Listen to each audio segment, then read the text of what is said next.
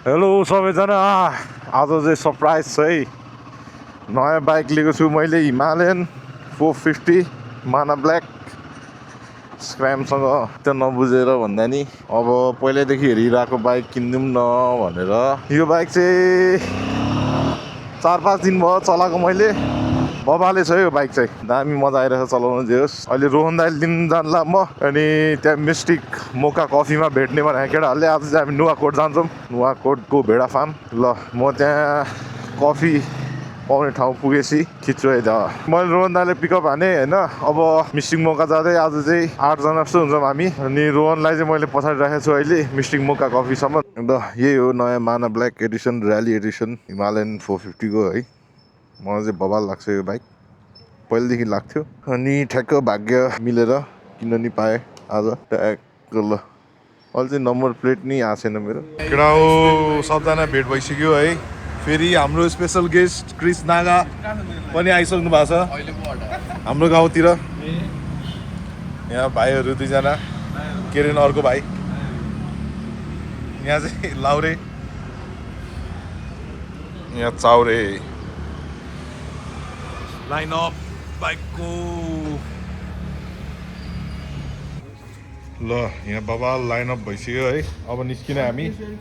सिधै बाटो खिच्छौँ है अब ल है गाइज वी आर रेडी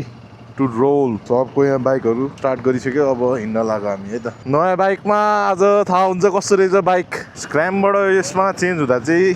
के थाहा भयो भन्दा इन्जिन लास्टै स्मुथ छ लिक्विड कुल भएर लास्टै पावरफुल छ इन्जिन यसको चाहिँ वायर छैन क्या एक्सिलेटरमा त्यो सेन्सरले काम गर्छ एक्सिलेटर जति बढार्छ त्यति इनपुट जान्छ इसियुमा अनि त्यसले चाहिँ डिसाइड गर्छ इन्जिनले कति पावर मागिरहेछ भनेर निशान चाहिँ पछाडि बस्ने रे आज बाइक ल्याएको छैन यसले डबल लोड चाहिँ रोहन निशान्त मेरो भाइ र राज बसिरह अरू सबै सिङ्गल लोड हो हामी वेदर चाहिँ राम्रै भएर आयो अहिले आएर राति चाहिँ एकदम गडाङ गुडुङ भइरहेको थियो ल हामी टोखाको नेवार बस्ती पुग्यो यो बाइकमा फिचरहरू चाहिँ टन्नै छ राम्रो छ रिफाइन्ड छ सबै कुरा सस्पेन्सन चाहिँ सो आएको छ दामी छ सस्पेन्सन नि सिआरएफ जति चाहिँ छैन आम्मा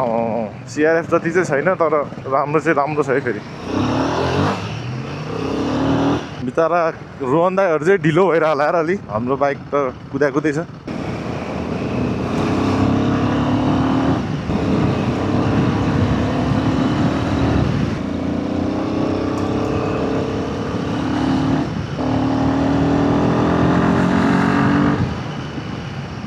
हामी चाहिँ आर्मी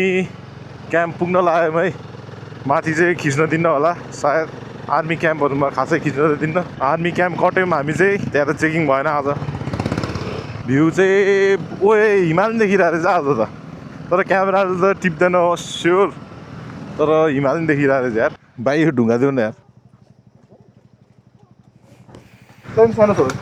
हामी एकछिन खाजा खानु रोक्या सबजना हेलो भनिदेऊ भाइ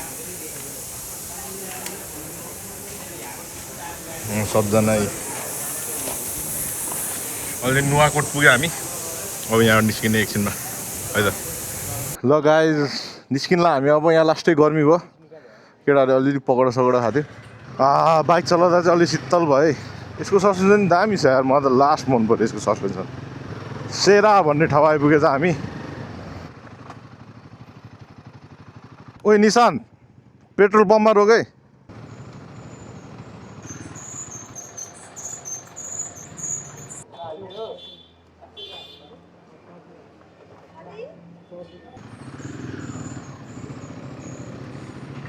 यहाँ पेट्रोल हालियो है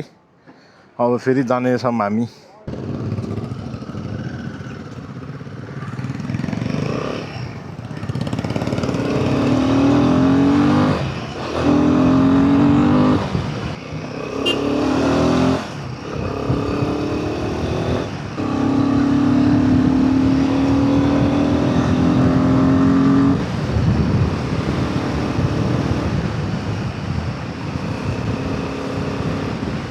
ल दामी बाटो आइसक्यो नुवाकोटको है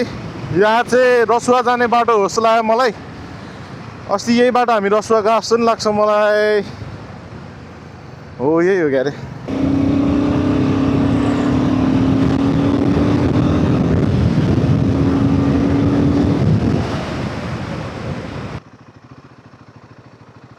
ओए उता यता पुल काट्नुपर्ने रहेछ यार पुल काट्नुपर्ने रहेछ अलिकति पछाडिबाट घुमाऊँ ल केटाहरू खै त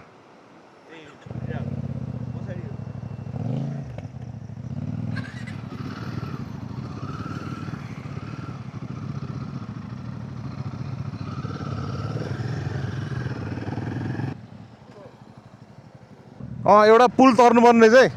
पुल तर्नुपर्ने रहेछ यहाँ अगाडि राइट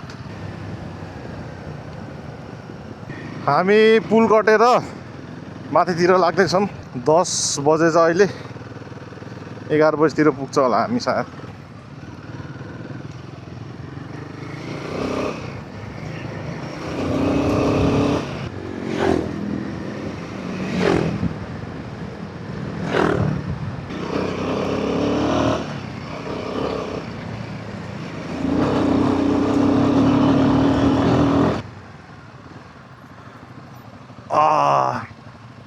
कता रहेछ बाटो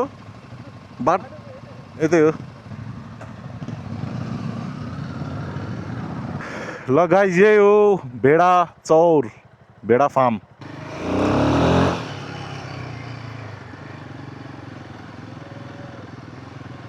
वाह ओहे ल दामी छ है दामी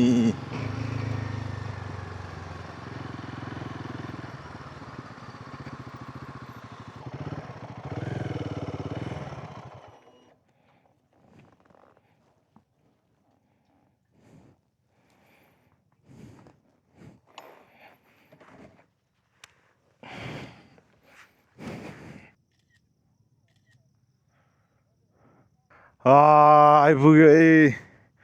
ठाउँ चाहिँ दामी रहेछ हरियो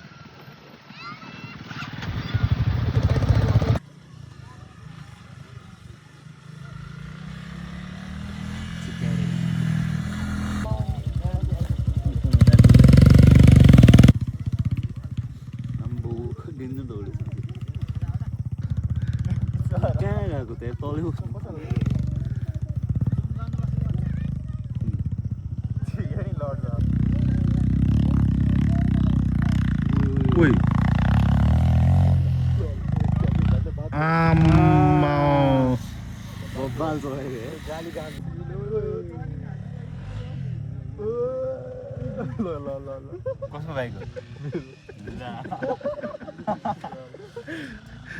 यहाँ आउनु पर्छ त्यसको मुख हेर्नु पर्छ त्यो घाँसमा त केही हुन्न लडेर नि ल यहाँ हामी एकछिन बस्यौँ गफसफ हान्यौँ भ्यूहरू हेऱ्यौँ दामी छ भ्यू चाहिँ यहाँ सबजना बाइक साइक चढायो के गर्यो यहाँ नेचुरल पोज दिइरहेको क्रिस नागा ल अब निस्किन्ला हामी यहाँ चाहिँ हल्का रिस्की नै रहेछ है बाटो साँघुरो भएर तर हाम्रो बाइक त जान्छ होला यहाँ अघि अड्केला जस्तो भएको थियो नि त झर्दाखेरि त ठिकै छ राइटबाट हालौँ हामी चाहिँ भिरतिर किन चलाउने होइन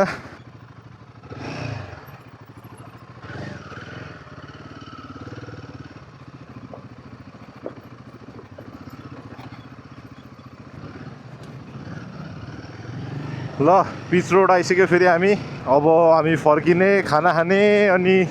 बाटोमा झर्ना छ भन्दै चाहिँ केटाहरूले छ भने चाहिँ त्यो नि हेरेर जाने जे होस् ठाउँ चाहिँ नाइस रहेछ मन पर्यो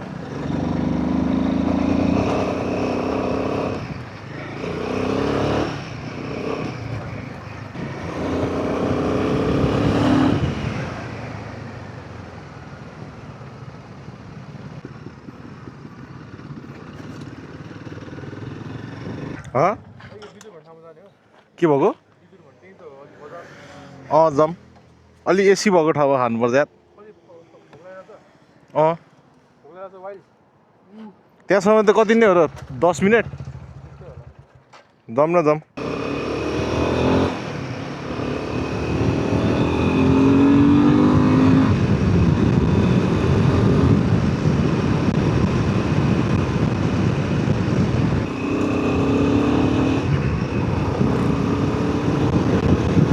अब खाना खाने ठाउँ खोज्छौँ हामी गर्मीले भत पोले यार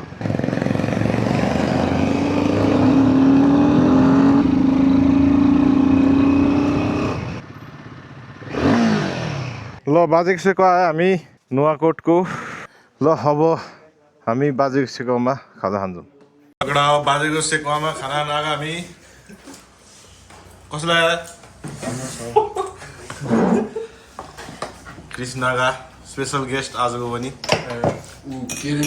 ओल्डमा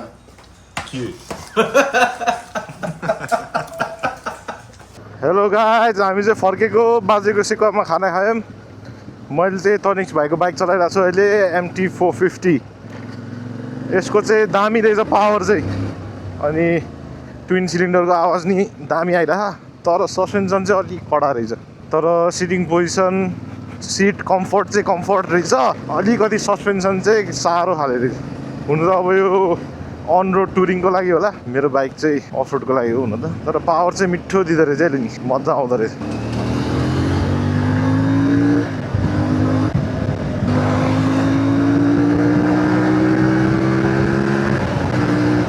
यो बाइक चाहिँ चिल रहेछ यार 6 गियरमा हालेको छु चेन्जै गर्नु परेन यसको सस्पेन्सन अलिक कडा खाले रहेछ है सस्पेन्सन चाहिँ अलिक कडा रहेछ सस्पेन्सन राम्रो लाग्यो ब्रेक चाहिँ कस्तो भित्र लाग्यो अनि ह्यान्डलबार अलिकति कस्तो सानो लाग्यो मलाई त्यति हो त मलाई त त्यो बाइक बबाल लाग्यो यार टुरिङको लागि त म त यो सिधा बाटो आएकोदेखि 6 गियरमै छु के बढाउनु घटाउनु नपर्ने क्या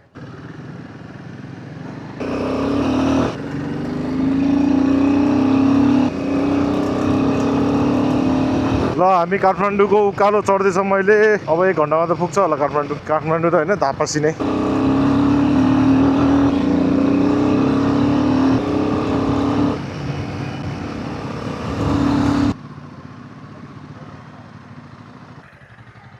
अलि साइडमा रोक भाइ after a short break we are back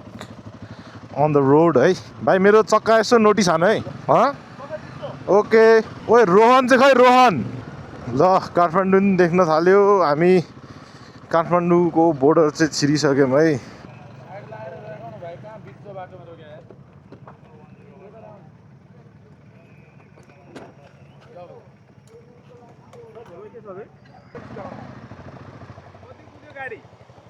हिजो 3 दिन भयो किन यसरी राइड गर्ने मान्छेले यसरी यो नम्बर प्लेट नहालिकन चलाउन पाइएन सर यसरी होल्ड गर्छ है सर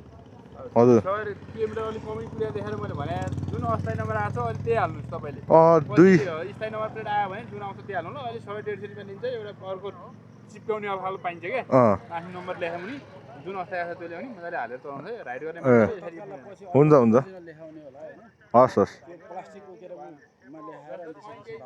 हुन्छ केही नभए नि उता नुवाकोट कहाँ पुऱ्याउनु मैले त्यसमा त लेख्नु भएको छ कहीँ कतै दुर्घटना परेको खण्डमा तपाईँले कसरी पत्ता लगाउने हामी हजुर हजुर है हुन्छ ओ जेन भाइ